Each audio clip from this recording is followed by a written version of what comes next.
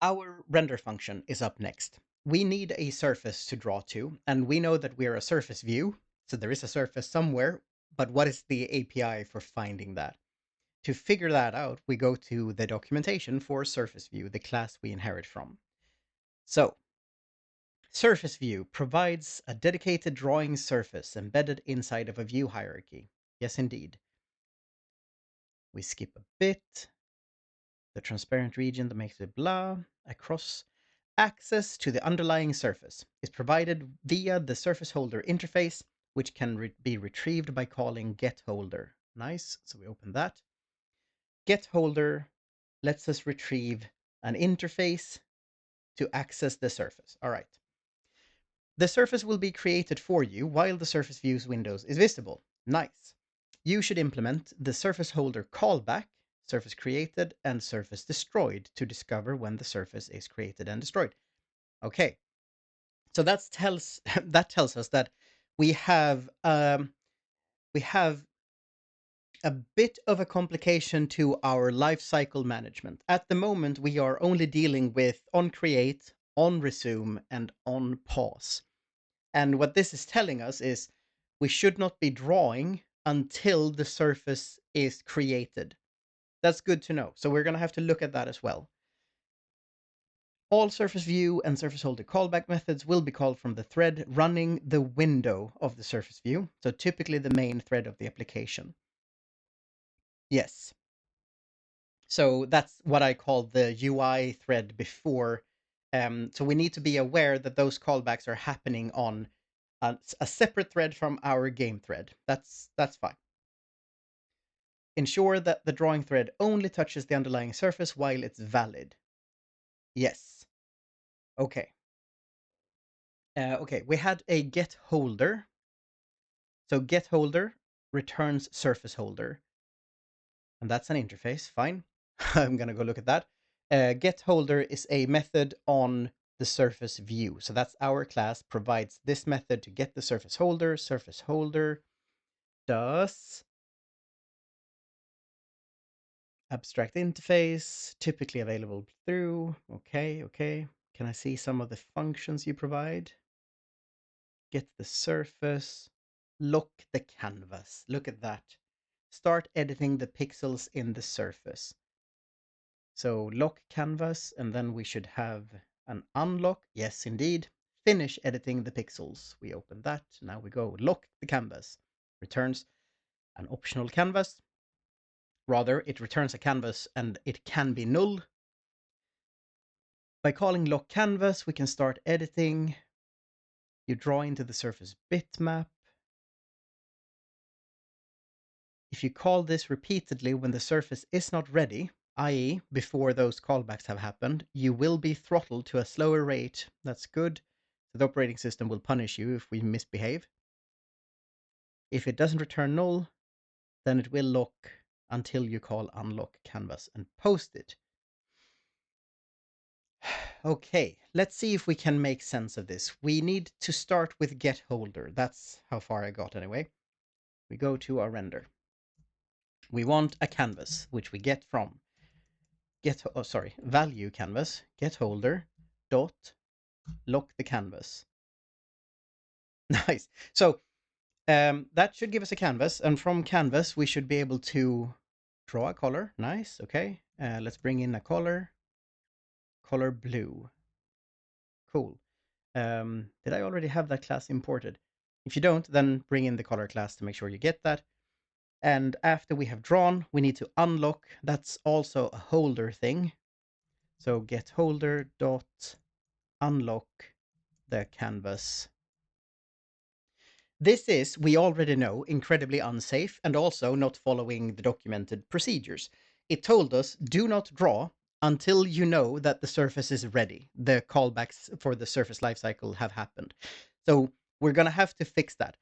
There's another problem here, and that's that both get holder and lock canvas might return null. So we could crash here and we could crash here because that might be null at this point. In Kotlin, you could do the safe call operator. So we only lock the canvas if the holder was not null, right? But then what do we do here? either we have to do if canvas is null, return. So that way we won't access an invalid object. But like this brown squiggly is telling us, we should be using the Elvis operator instead. That's what Kotlin developers do.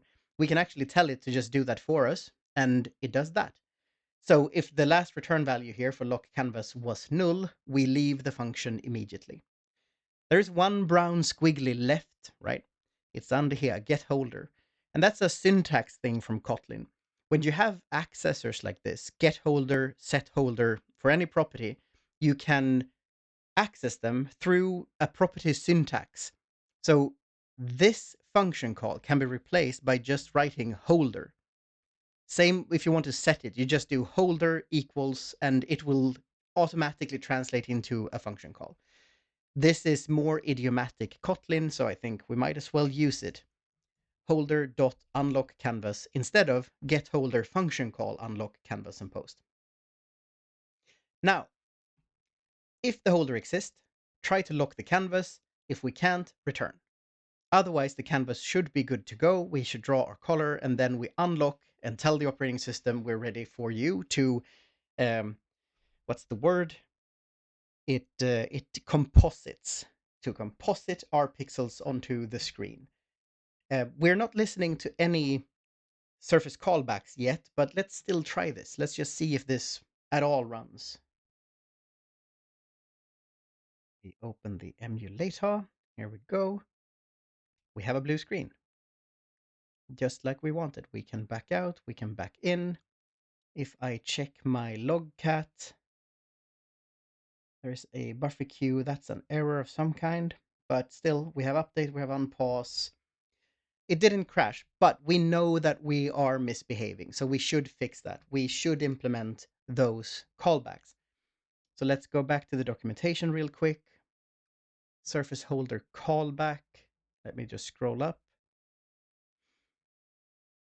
So callback is an interface. The full class is surfaceholder.callback. So we should be able to just inherit from that and ask the tools to generate the callback functions for us. So our class now, it's game, which inherits from surface view and implements runnable. So we get that run function, so we can give this class to a thread to execute on. Now we want to also inherit from, was it surface holder? No, it was callback. Surface. Let's bring that in so we can. It was callback, right? No, that's as Bluetooth. That's not right. Let's go look at the documentation again. Surface holder callback. I'm gonna bring that with me. Go to the editor and bring in surface holder as a class. That seems right. So now we should implement this interface. We can right click, show context action, implement members. Perfect. So surface created, surface changed, surface destroyed. Let's create all of those. Please, Windows, go away. I want all three. Those are added to our class. Let's hide this. Okay, we're not allowed to draw until surface has been created. So I'm just going to move my game start to surface being done, ready for us to use. I'll bring a log message down as well, so we can follow the full life cycle. Surface created, right? We can do the same in surface changed, because I want to know when that happens. And I want to know when surface is destroyed. The documentation further told us that we cannot touch the surface after this has returned. So after surface destroyed, we absolutely cannot touch anything. That means I'm going to move from on pause to stop my game. I'll just bring those two. I'll keep the logs because we might want these life cycles still for other things later on, like hooking up for touch inputs. I'm not sure yet. But in surface destroyed, we now do is running false and we join the thread. We cannot return until that thread has stopped. That should be good. That should be good.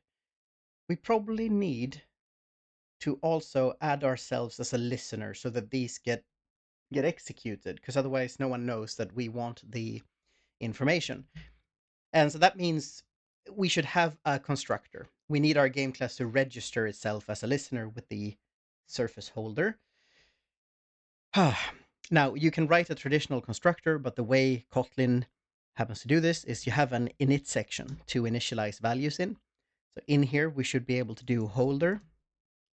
If it exists, I want add callback, and I am the listener. So I'm just passing in this. I think that should be correct.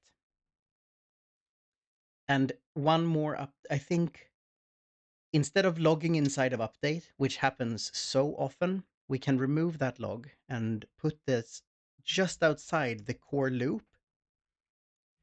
So we can log that we start run, right? But we don't log every frame that is updated for the game.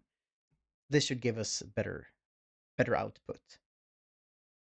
We open logcat while the emulator gets ready. We clear that. It already cleared itself. Start the game.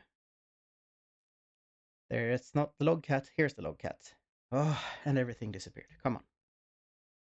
Here we go. So, game activity has launched. On resume happens. We get surface created.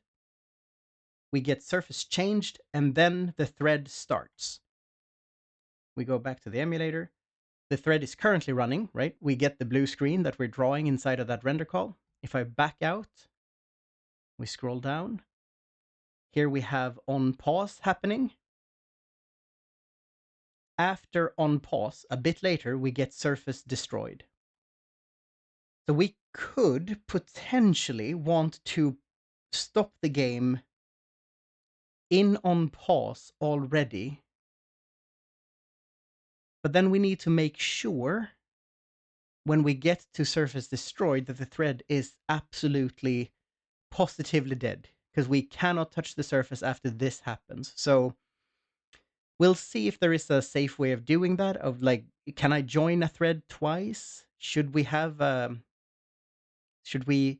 refactor this into a separate function that both of these functions can call? I'm not sure. But at the moment, at least, right, we have clear logging. We can see what the lifecycle is doing. We have a notification when a surface is ready, we can start drawing. When we can start drawing, we start the game loop by creating a new thread and initializing that, which starts run, which updates and renders. Now, update does nothing because we have no entities, but render gets a hold of that canvas, puts some blue in it, and then gives it back to the operating system. So we're now starting to get very close to a point where we can start making a game. Amazing. I'll see you all in the next video.